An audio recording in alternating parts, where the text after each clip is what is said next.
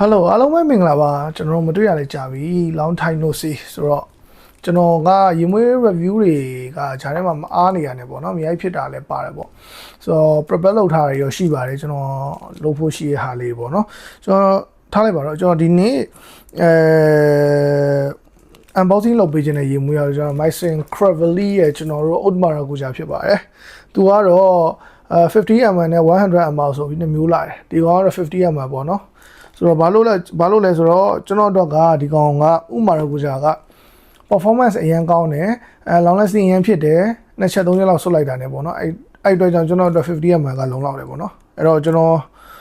ကဒီ50 ml လေးကိုပဲကျွန်တော်ဝယ်ပြလိုက်တယ်သူ့မှာနာမည်ကြီးကတော့ဥမာရကူဂျာနဲ့ high BCS ပေါ့နော်အဲ့တော့နာမည်ကြီး high BCS ကတော့main လေးနဲ့ပို့ပြီးတော့လိုက်မယ်လို့ထင်တယ်ကျွန်တော်ဆန်းတော့ဆန်းခဲ့တယ်ဒါပေမဲ့ sense profile ကိုကျွန်တော်မမှတ်မိတော့ဘူးပေါ့နော်ဆိုတော့ကျွန်တော်ဒီကောင်ကိုပဲခေါင်းထဲဆွဲနေရတယ်သူ့အနက်ကိုပဲကျွန်တော်တေချာမှတ်မိတာပေါ့နော်သူ performance ကောင်းတယ်လို့ဘာလို့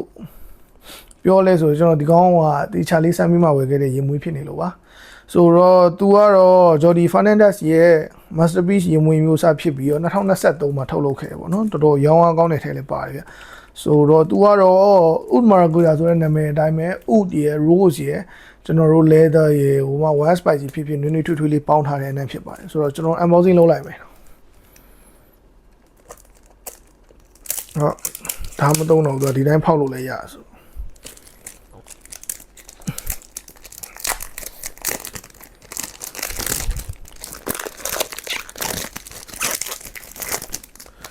တော်တော်ကြီးကို performance ကတော့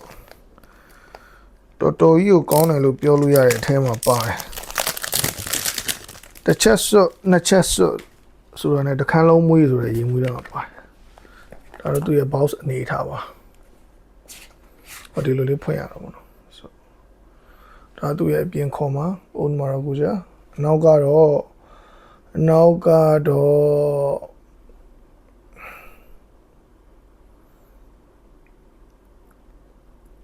သူ့ရဲ့ပါဝင်တဲ့ note အနေထားတွေကိုရေးပြထားတာပေါ့နော်ဆိုတော့ဒီကောင်လေးပါဘိုးပေါ်ကတော့အဲ့ဒါကိုကျွန်တော်တို့ဖွင့်လိုက်မယ်နော်ဖွင့်လိုက်မယ်ဆိုဒီလိုလေးဖွင့်ရတာဆိုတော့ဒီမှာပါလဲဆိုတော့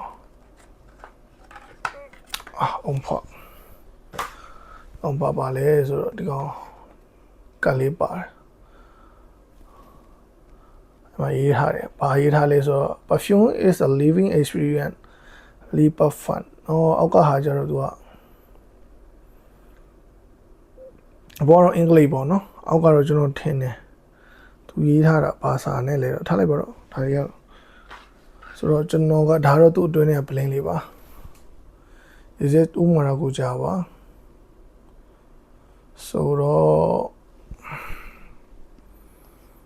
blend ပုံစံနေထားလေးတော့မစိုးပါ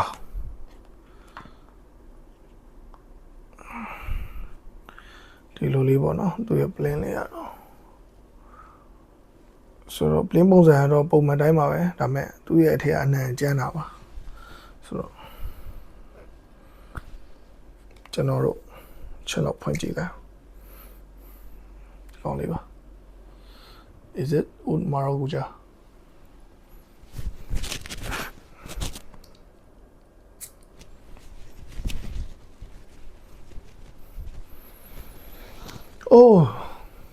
ဥက smooth ဖြစ်လိုက်တာ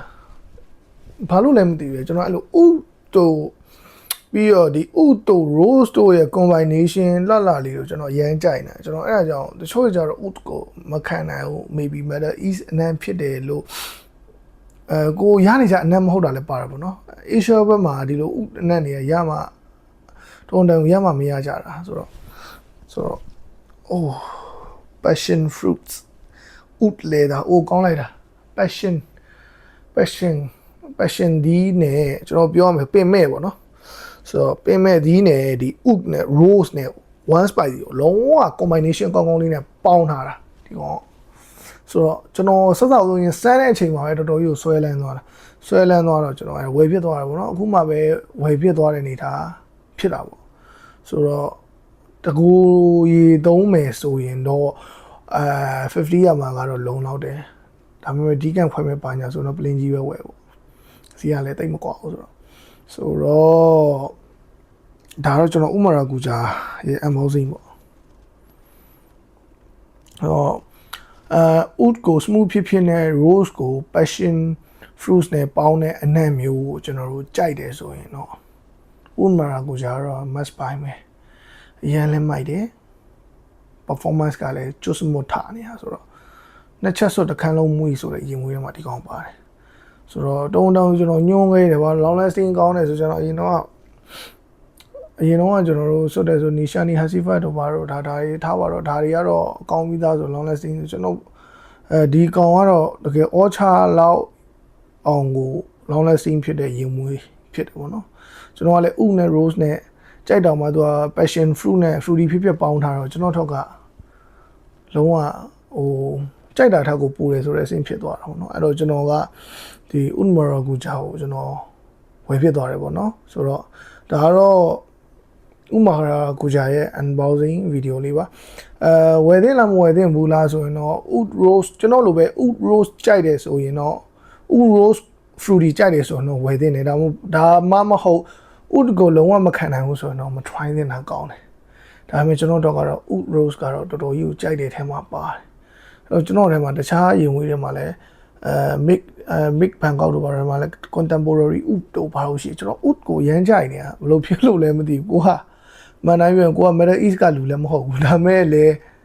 ဒီ oud ကိုတော်တော်လက်ခံလို့ရတဲ့အထဲမှာပါတယ်ပေါ့နော်ဆိုတော့ oud ကို rose နဲ့ပေါင်းတဲ့ပုံစံမျိုးဆို rose ကိုလည်းကြိုက်တာပဲ rose ကြိုက်တယ်ဆိုကျွန်တော် MFK ရဲ့လုံး ala rose တို့ဘာလို့ဆိုလဲကျွန်တော် favorite တွေပဲပြောမှဆို rose ကပုံမှန်တိုင်းကြည့်ရင်ဘယ်လိုပြောမလဲဆိုတော့ main ကလေးဆန်တယ်လို့ထင်ရပါမယ်တကယ် rose တွေကကျွန်တော်တို့လက်ခံတဲ့ rose တွေကလေ main ကလေးမဆန်ဆိုတော့အရင်လက်ခံလို့ရတဲ့ယောက်ျားလေးတွေမှလည်းသုံးလို့ရတဲ့ rose အမျိုးအစားဖြစ်တယ်ပေါ့နော်ဆိုတော့ကြိုက်တယ်ဆိုတော့ oud rose passion fruits fruity ဖြစ်ကြိုက်တယ်ဆိုတော့ oud maracuja ကတော့တင်းတို့အတွက်ဖြစ်တယ်ဒါပေမဲ့oud ကိုမကြိုက်ဘူးအနှံ့ရတယ်နဲ့ဒီ oud အနှံ့ကိုမခံနိုင်ဘူးဆိုတော့မဝယ်တာပဲကောင်းပါတယ်ဘာလို့လဲဆိုပတ်စံကုန်တာပဲဖတ်တယ်မှာမို့လို့ပါကျွန်တော်တော့ကြိုက်လို့ဝယ်လိုက်ပါတယ်ဆိုတော့အားလုံးပဲကျေးဇူးများတင်ပါတယ်နောက်ဗီဒီယိုမှာပြန်တွေ့ပါမယ်ဒီဂျားထဲမှာကျွန်တော် mid Bangkok နဲ့ပတ်သက်တဲ့ content တစ်ပုဒ်လည်းလာဖို့ရှိပါတယ်ကျွန်တော်အဲ့ဒါတော့ပြည့်စုံလေးလာမယ်ပေါ့နော်ဆိုတော့အားလုံးပဲစောင့်ရအားပေးကြပါဦး Good day and have a good sense bye bye